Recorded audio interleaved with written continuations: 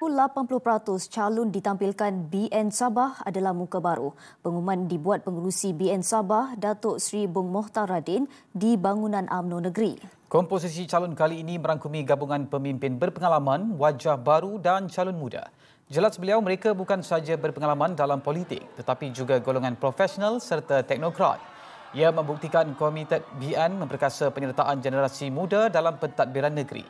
Antara tumpuan, Datuk Seri Bong sendiri akan mempertahankan kawasannya di Dun Lamak, Datuk Seri Abdul Rahman Dahlan di Dun Tempasok. Datuk Seri Muhammad Saleh Said Keruak Usukan, Datuk Yaakob Bahan Karembunai dan Datuk Muhammad Alamin Bongawan.